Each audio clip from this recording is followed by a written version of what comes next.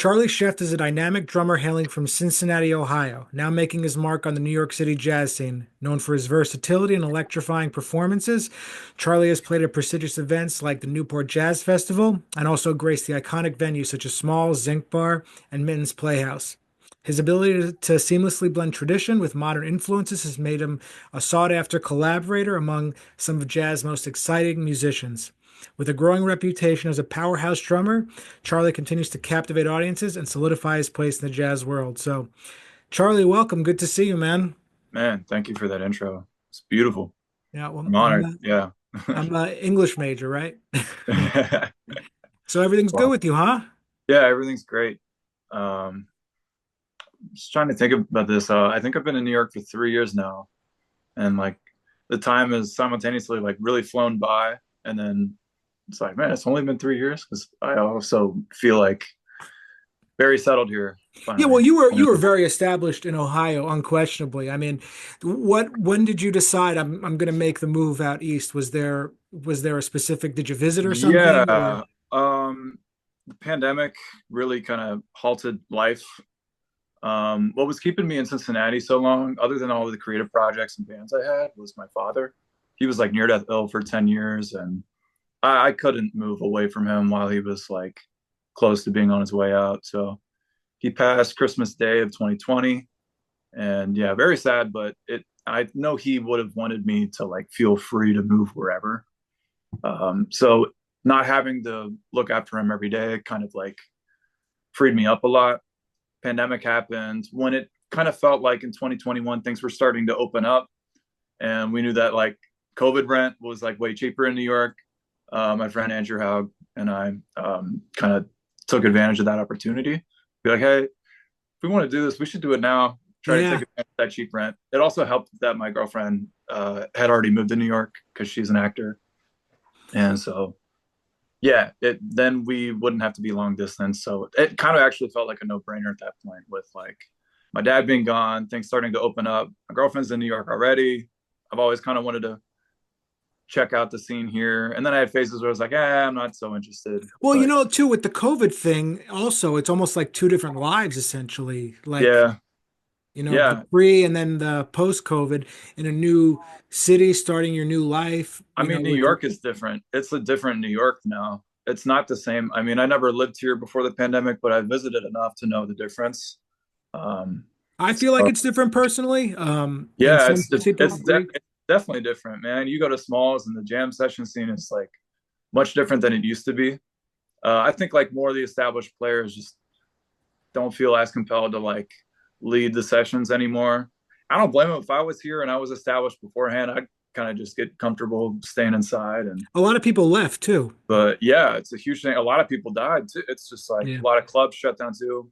I mean, there's a lot of stuff coming back, and there's a vibrant scene happening. It just feels like the path and the way of going about it feels like it's a little different.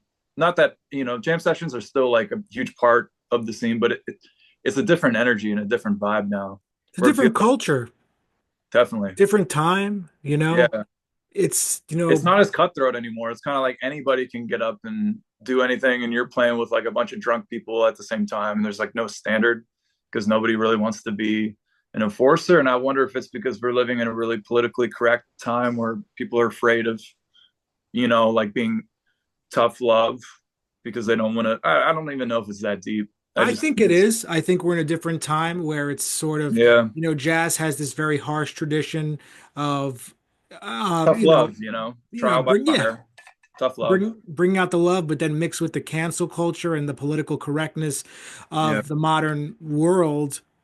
How can that coexist in the same way it used to? it's definitely tough. And people who have done that, they've definitely gotten crap for it. I've So heard some stories yeah. recently that I can't, yeah. Um, But anyway, I mean, all things considered, I'm happy to be like, call this home and yeah, to no, that's not great. feel like out of place or anything. So No, for sure, for sure. And Charlie, I'd like to talk a little bit about performing for you. I mean, I've had the honor to play with you and man, likewise. I mean, you're such a fantastic drummer, and so much there, and I'm sure so much is even there in there now. I'm hope we'll rectify that soon and play again.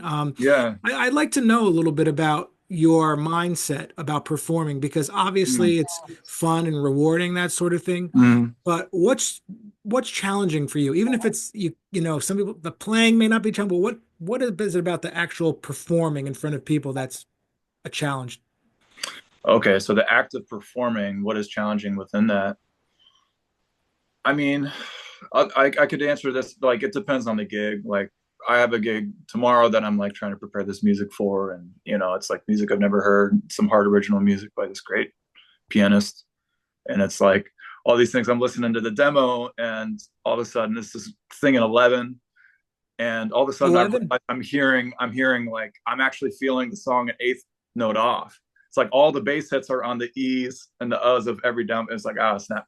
So that's like the most fresh example of just like, well, sometimes learning the music can be challenging, and if I don't really have that down, then I'm not going to feel that free to like um be like completely expressive in the moment because I'm going to have to divert some attention to like focusing on this, and so that might take me out of the moment of being able to interact freely. Would there be any But challenging moments for you if there was a gig where just standards were called and you were all comfortable with all of them? Would you think no, any? no, I don't think so. I don't really, and this kind of thing too, I try to be as prepared as I can so that I don't have to think or divert my attention away from the moment.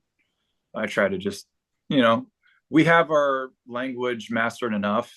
Not that it means that we know every word, but we know what we want to convey well enough to where we don't have to think about it so that I can just respond to you freely without having to like prepare a whole thing and recite a monologue that I prepared.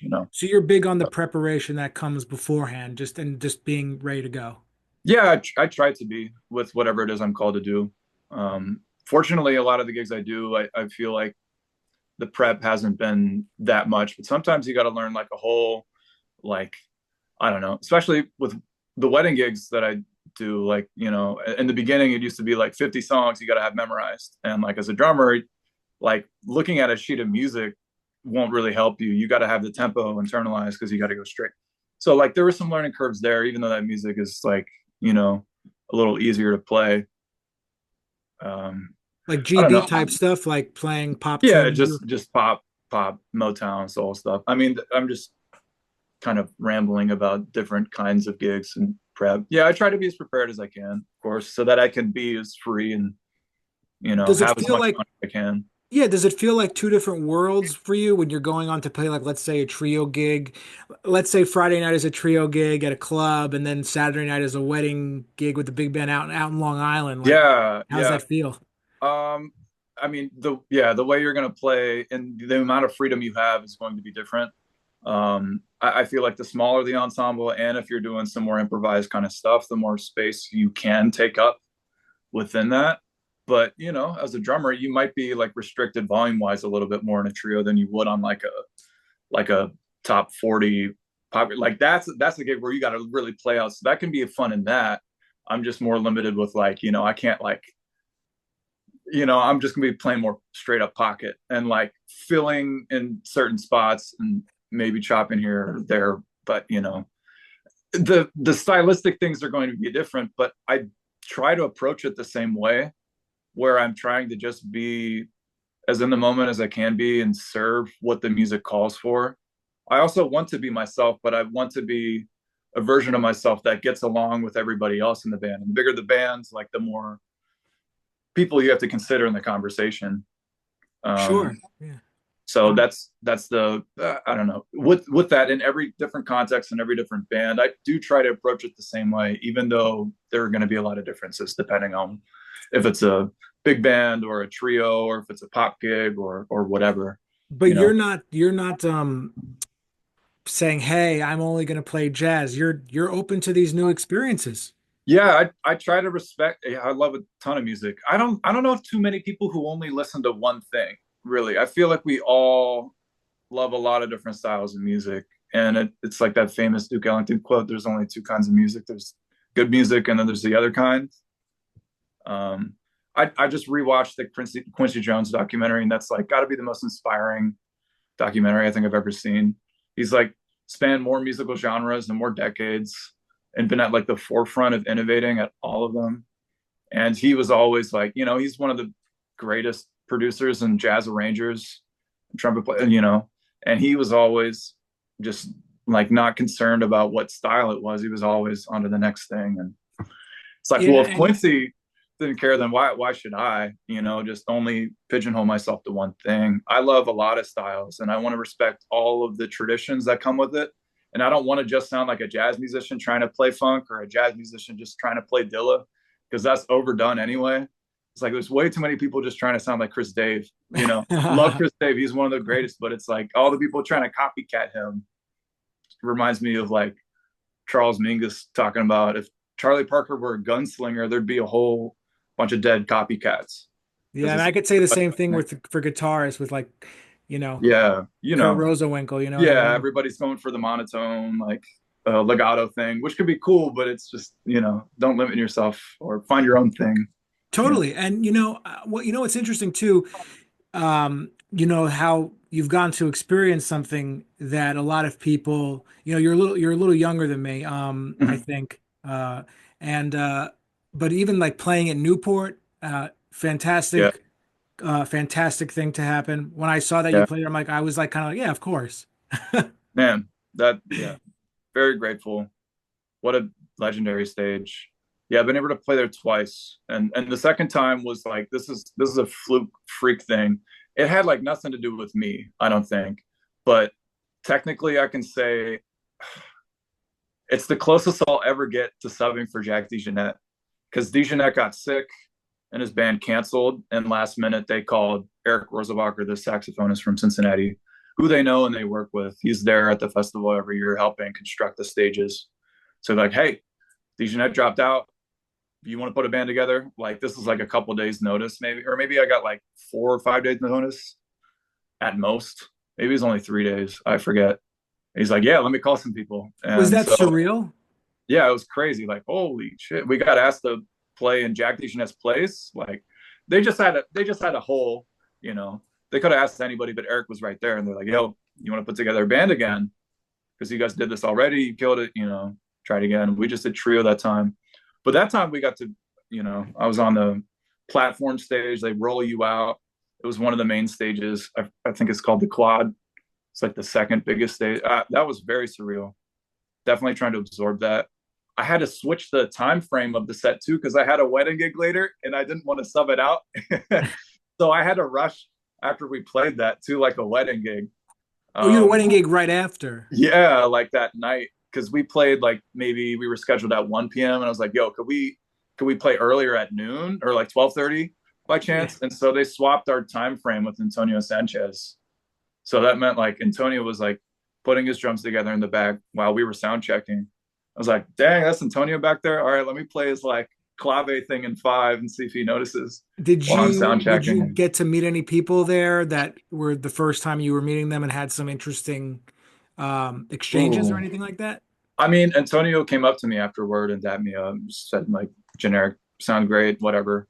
I was wondering if he heard that like thing I was trying to quote for him because that was a surreal moment for me, and I tried to save that for my father because we definitely loved Antonio together. My father was a great drummer, and so he's the reason I do this. Um, and he's the reason I play left-handed backwards too because he was left-handed and he set up backwards. So I can curse him forever for like setting me up the wrong way, but I mean, whatever. It's only No, inconvenient, and that but the spirit's always there, and it's in you, the music from him. yeah, thank you. But it was cool meeting Antonio. I try to say that for my dad because we definitely were watching his instructional DVDs when I was in high school and like trying to absorb all that. So that was a cool moment. I got to see Joel Ross again, who I can kind of consider a friend now. I've been able to play with him and been a big fan of his for a long time. Who else did I meet for the first time? Oh, I got to meet Lave. She's like a pop jazz singer. Went to Oh yeah, Berkeley. yeah, I She's know. like exploding. Yeah, I was like, wait, she's here? I I thought was like, yo, I'm not sure how her Leve. name's. I think it's Leve. I've heard a bunch of ways. Yeah, I think I've heard her say her own name, so I'm trying to just remember how she says it because she'll definitely say her name more accurately than anybody else. I think she says Leve. Anyway, I got like a selfie with her because I was like, "Yo, my girlfriend loves you." I like her music too. I don't check it out enough, but Charlie, let me ask you a question. yeah. A lot of people are looking to make the move out east from wherever, Hmm. the Midwest or something. Were you able to carry your honesty and your approach to the East Coast, or did you feel like you needed to maybe like unlearn some things or needed to adjust slightly, or were you able to just stay true and just Yeah, I was able to just keep doing my thing. I think it's cool when people come from wherever and they bring that kind of swing with them or their vibe. And I've heard other people encourage that too, because there's so many people here. It's so saturated, but it makes it so like there's space for every new kind of thing. So if yeah, you I was in the Midwest Cincinnati and in you got last that year. Midwest, yeah, I was in the Midwest last year, and you were already out here in the East Coast. I'm like, oh, I was like, it's yeah, but you know, to be able to bring your roots is great. yeah, it is cool. I know like there are general stylistic like different generalities about like where people feel the beat in the Midwest or maybe in Chicago, people are more laid back, and New York is very pushing and like borderline rushing or just flat out rushing. But I feel like I kind of had a propensity to like push the beat in a swing context, or it depends on the tempo. If it's like an up thing, I've listened to so much Tony Williams with Miles that like I'm used to on like a super burning thing, like if anything, just rushing, just like whatever to keep the momentum and energy up. But playing with JD Allen, I got to do that during the pandemic a lot, and I feel like that gave me an outlet to really like be aggressive and just light the fire. And so when I came here, I don't feel like I play much differently. I definitely have learned a lot, and I've been able to be way more comfortable, not having to like kind of, I don't want to say dumb my phrases down, but I think in the Midwest I was very concerned with making sure everybody was on the same page with me when I'm wrapping up a solo. And I'd hate when I like try to make it as clear as possible and then people come in on like the wrong beat or whatever. And I'm like, it's like no matter how crazy I go, I want it to still be clear as day, like where the one is. So I found myself doing that a lot in the Midwest, and I'm not that concerned with resolving in common areas now. I'm more just free to keep the ball rolling, keep it like a slow burn, and try not to resolve every cliche Yeah, no, I have you. phrase. I understand what you're saying. You just want to be you and not having to be so like doing the best. You know, I get what you're There's saying. still a way to do that to make sure everybody's included, but I don't want to like. Yeah, I think it's more accept, or it's more like everybody's on the same page, or maybe not even that. Uh, it's kind of like just a fuck it attitude where I'm just gonna not try and be as cliche just for the sake of making sure everybody's like ready to go at the same Yeah, time. that the Even whole if they fuck. go, yeah, even if you get off a beat, like whatever, cool, we'll just figure it out. That can be Yeah, cool. I like, and I remember hearing something about Dejanette talking about like how some of his favorite moments in music are when he gets lost, because then that's when you're really creating something new. And you got to really, that's when you're actually improvising, and you got to really actually listen and figure out like, all right, well, how are we going to get out of this? Like, now there's something new happening. And so I'm not afraid of that. Not that I was ever afraid of it, but I just, sometimes you can tell you're like, all right, cool. In this context, I might just try and keep it more just like simple for the sake of everybody else. And now I'm not as concerned with that. have So you gone back to the Midwest to play since you've been in New York? yeah, I've been back every year, maybe around Christmas time, or I was back in August. Why was I back in August?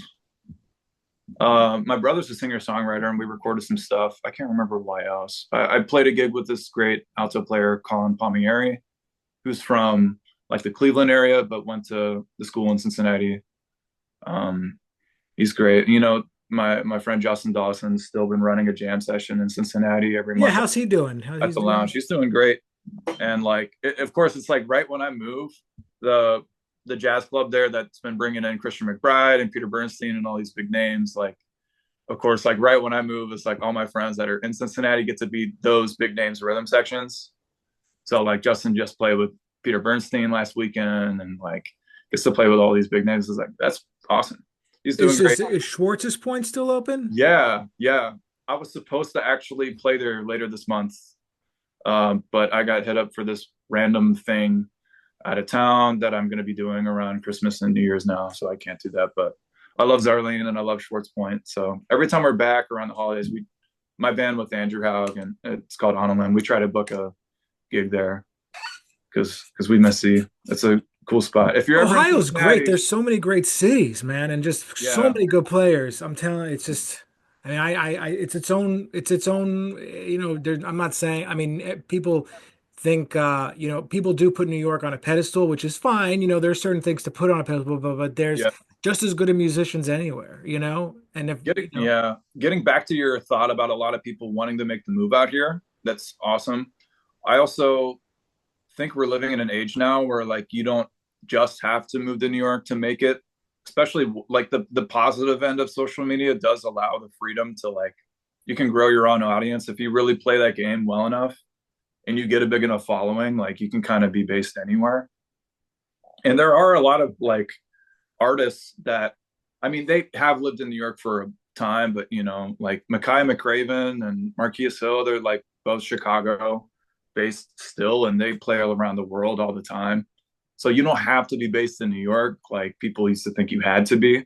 If you want to move here to, just experience playing with some of the best musicians around, because a lot of the best musicians live here, but not all of them. There's great yeah, scenes everywhere else. you go to You move can, to New but York, go to the Village Vanguard every night for a week, and you'll see what it's about. yeah, that's a very special place. I think that's definitely like the best jazz club. If I had to choose one, that's like the best jazz club in the world. Well, And has like that's where I was just there this week. So yeah, it's just it's historic, and you can would, feel it every time you're there.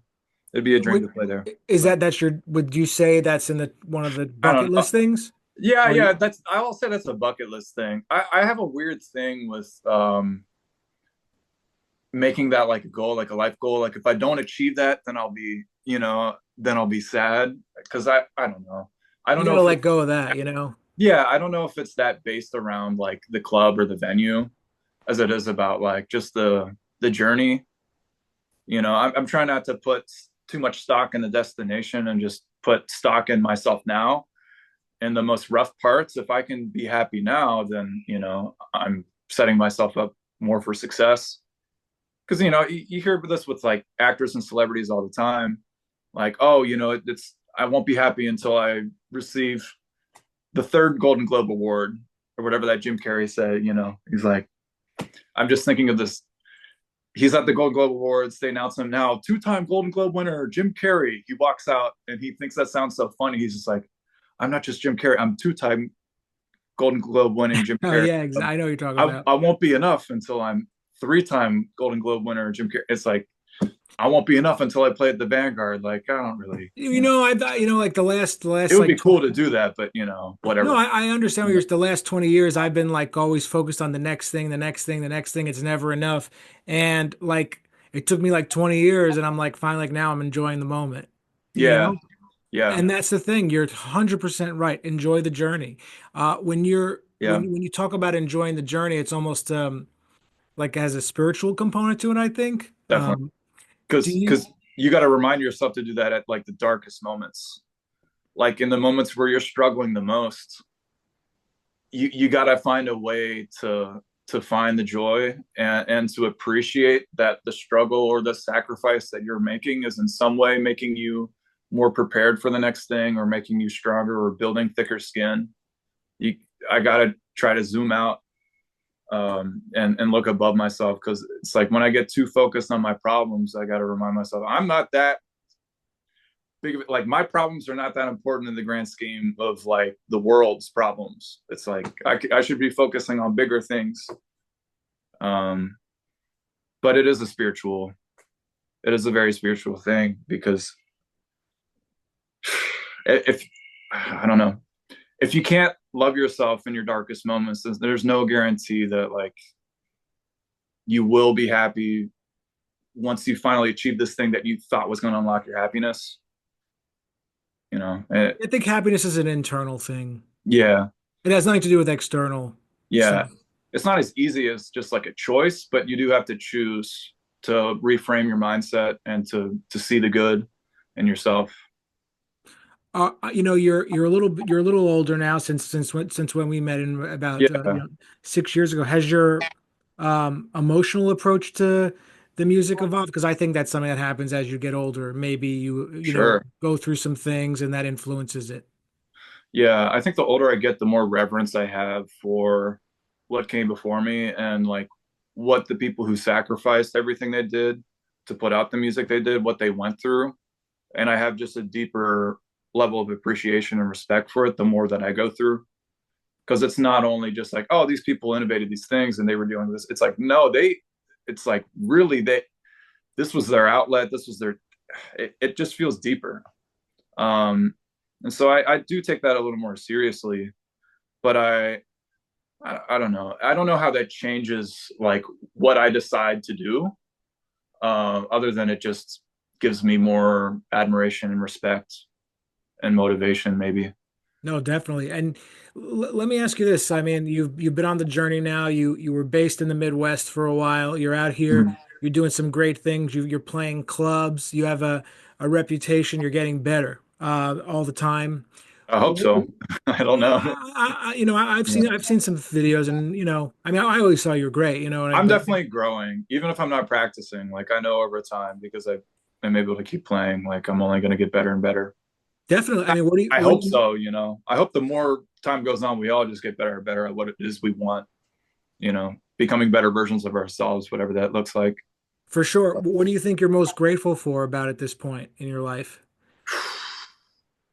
In the music world, if you want to, we can say If that, if you narrow it want. to music, just the continued opportunity to keep getting chosen by people to you know be able to perform at the with the opportunities that I am able to perform for. Because I don't book that many gigs of my own. I'm pretty spoiled as a drummer, a rhythm section player, just like used to just being asked to, can you do this? Can you do that? And just saying yes or no. I have, been trying to fight that because it's like, okay, with a lot of people here and with a lot of specific opportunities, like I'm not going to get called for that. Like that's only going to happen if I like initiate that. And, the cold emailing thing is annoying. So there's aspects of that I'm no longer trying to rely on. But I do acknowledge that the bulk of my opportunities come from people that I have worked with asking me and That's your me. journey, you know what So I'm that saying? I've just got to be grateful for that, you know, Definitely. and for that expanding with That's certain your people. journey. Yeah, that is. Charlie, this is great. So, I mean, I'm so glad we got a chance to reconnect, and I hope we'll get to work together again. I'm Yeah, sure me we will too. make it happen. But where can everybody find you on social media and stuff? Just Facebook, Instagram. You can just type in my name, you'll find it. Uh, Instagram handle is my last name, Scheft, and then Boyardee. Yeah, I remember that. I'm trying not to get sued by Chef Boyardee, but I'm not famous or No, you'll popular be enough. fine. So I thought about wanting to like, if I got an endorsement with any, screw a symbol endorsement. I want to get a Chef Boyardee endorsement. I think that would be cooler. If I just That'd be got great. free ravioli or whatever. Screw an instrument endorsement, man. I'm more focused on ravioli. Yeah, man. No, but this is great. Thanks so much. Yeah, man. Thank you for having me. It's an honor.